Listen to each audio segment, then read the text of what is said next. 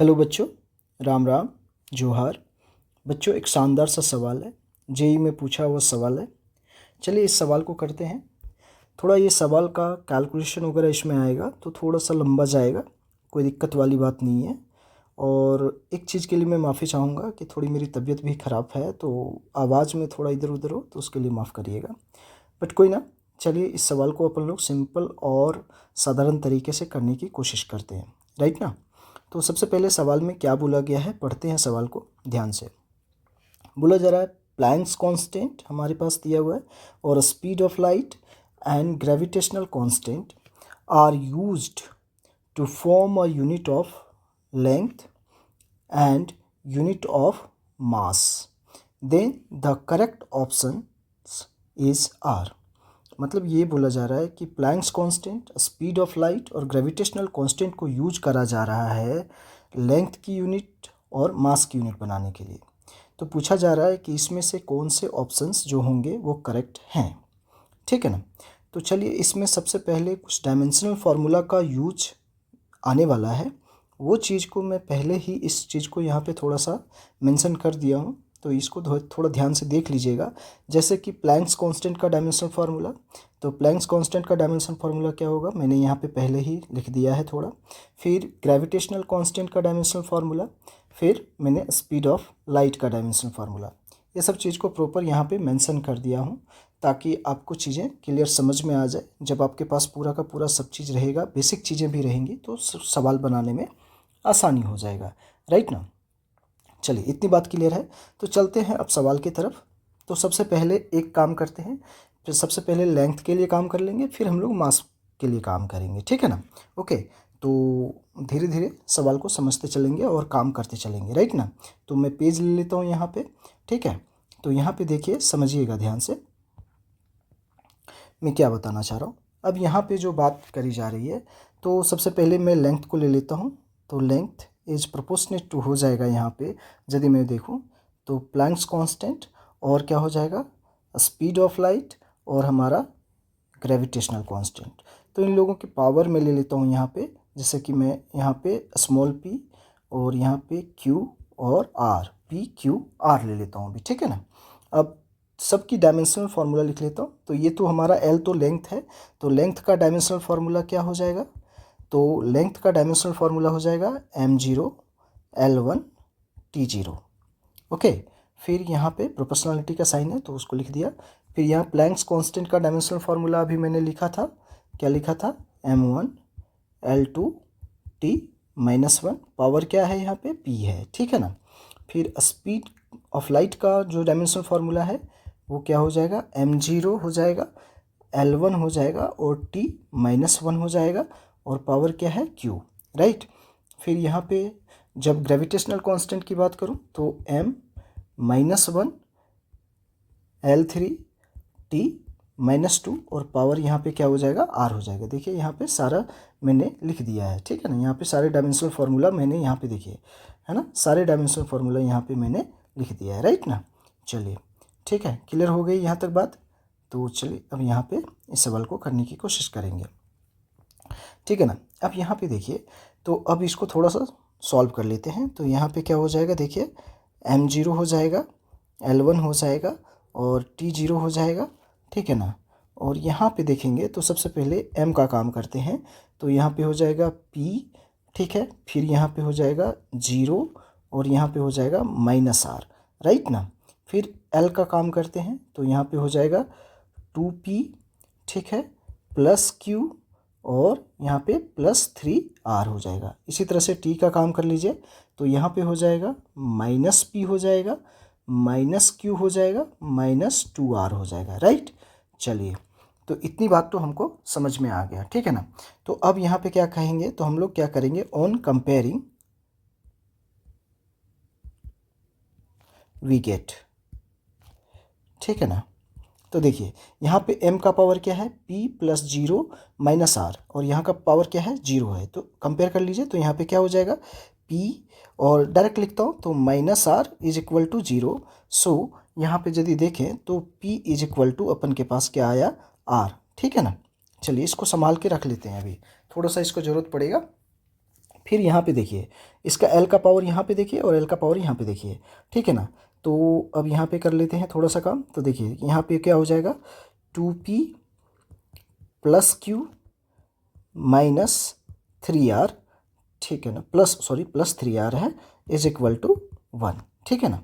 चलिए तो इसको मैं इक्वेशन नंबर यहाँ पे 1 मान लेता हूँ, इसको इक्वेशन नंबर यहाँ पे 2 मान लेता हूँ, ठीक है। और यहाँ पे ले लेता हूँ तो ये हो जाएगा देखिए minus p minus q minus 2r is equal to 0।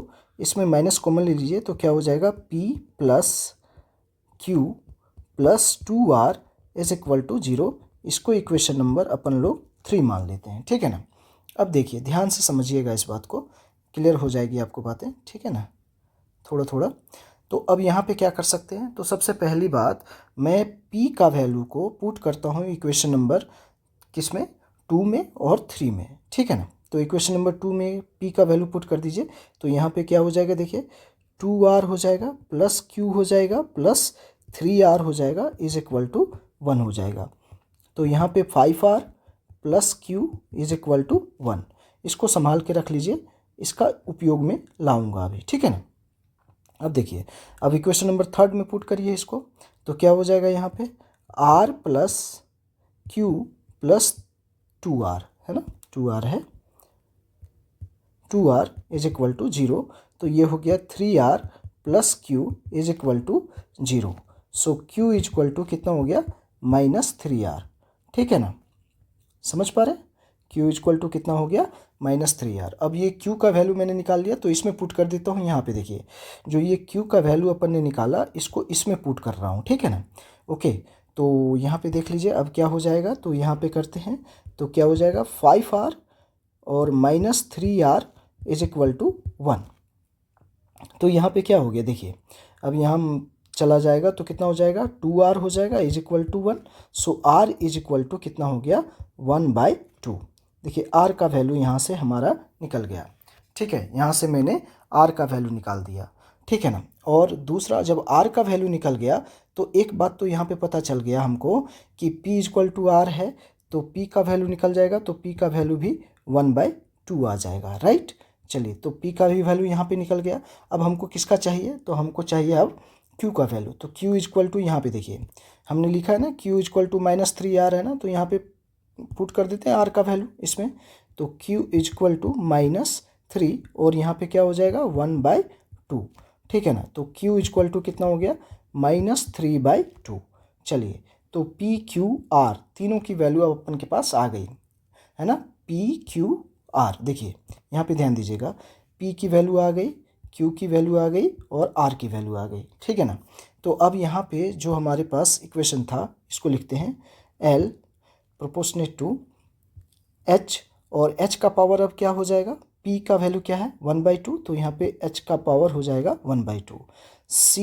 c का पावर क्या हो जाएगा, q है ना, तो -3/2, ठीक है ना। और g का पावर क्या हो जाएगा, तो g, r का वैल्यू कितना है 1/2, ठीक है। तो इसको रख लेते हैं, संभाल के रख लेते हैं अभी इस इक्वेशन को, अभी आगे काम आएगा, ठीक है ना। ध्यान से समझिएगा, तो ये चीज़ अभी आगे हम लोग उपयोग में लाएंगे इसको, ठीक है ना। चलिए अब दूसरा काम, जिस तरह से L का काम किए उसी तरह से हम लोग M का काम करेंगे। तो मैं यहाँ पे लिख लेता हूँ सिमिलरली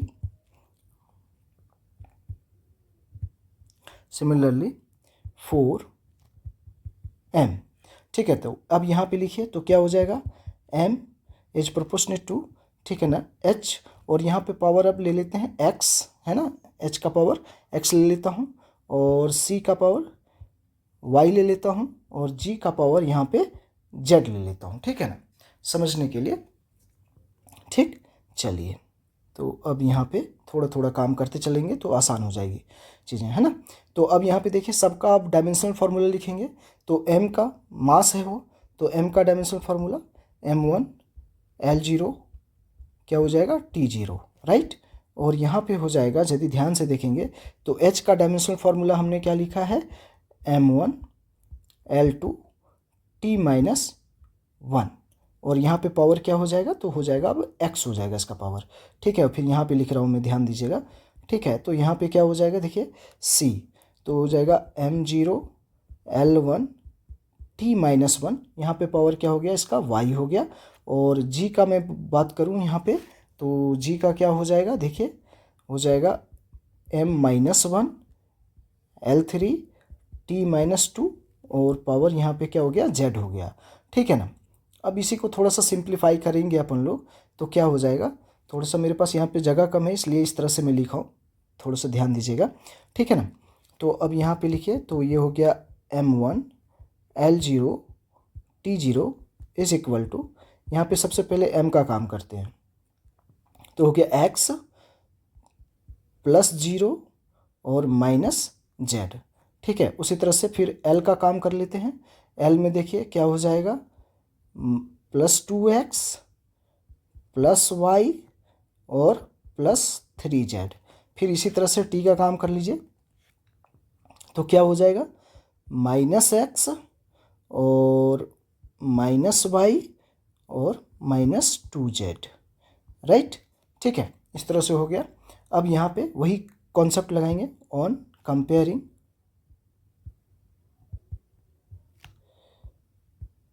वी गेट, ठीक है ना। तो यहाँ पे देखिए m का पावर 1 है और यहाँ पे m का पावर x माइनस जेड हो जाएगा। तो x minus z is equal to क्या हो गया 1 हो गया। तो x इज इक्वल टू क्या हो जाएगा 1 प्लस जेड हो जाएगा, ठीक है ना। इसको यहाँ पे संभाल के रख लेना है अपन लोगों को, ठीक है ना। अब देखिए ध्यान से देखिएगा तो आपको चीज़ें समझ में आएगी थोड़ी सी। मैं आगे पेज ले लेता हूँ। अब हमारे पास अगला जो इक्वेशन बनेगा यहाँ से 2x प्लस वाई है ना, क्या बन जाएगा 2x plus y plus three z is equal to zero, right ना, ठीक है। तो इसको इक्वेशन नंबर यहाँ पे क्या कितने इक्वेशन चले अपन लोगों ने, इक्वेशन 1 2 3 चले थे। तो यहाँ पे इसको इक्वेशन नंबर मैं मान लेता हूँ 4 है ना, 3 इक्वेशन हो चुका है तो ये 4 हो गया इक्वेशन नंबर, ठीक है ना, राइट। अब चलते हैं यहाँ पे आगे की बात करते हैं। तो अब यहाँ पे क्या कर सकते हैं अपन लोग, ध्यान दीजिएगा, है ना। तो अगला इक्वेशन क्या आ रहा है हमारे पास 2x plus y plus three z, है ना। तो क्या आ जाएगा हमारे पास 2x plus y plus three z is equal to zero. ये इक्वेशन नंबर हमारा क्या हो गया 5 हो गया। उसी तरह से यदि मैं देखूं तो अगला हो जाएगा minus x minus y minus two z is equal to zero. तो यह माइनस कॉमन ले लीजिए तो क्या हो गया x plus y plus two z is equal to zero. ये इक्वेशन नंबर 6 हो गया, देख लीजिए यहाँ पे, ठीक है ना। यहाँ पे ध्यान दीजिएगा तो x minus y minus two z is equal to क्या हो जाएगा जीरो हो जाएगा, राइट, ठीक है। तो यहाँ पे सिंपली मैं समझाने की कोशिश किया हूँ, ध्यान से देखिएगा आपको क्लियर समझ में आएगी, ठीक है। अब जो हमारा x का वैल्यू यहाँ पे जो मैंने निकाला है इसको मैं पुट करूँगा इक्वेशन 5 और इक्वेशन 6 में, ठीक है ना। तो इसमें पुट कर दीजिए तो हमारे पास x का वैल्यू क्या आया था 1 प्लस जेड। तो यहाँ पे पुट करता हूँ इक्वेशन 5 में पहले तो 2 और यहाँ पे हो जाएगा 1 प्लस जेड हो जाएगा plus y plus three z is equal to zero.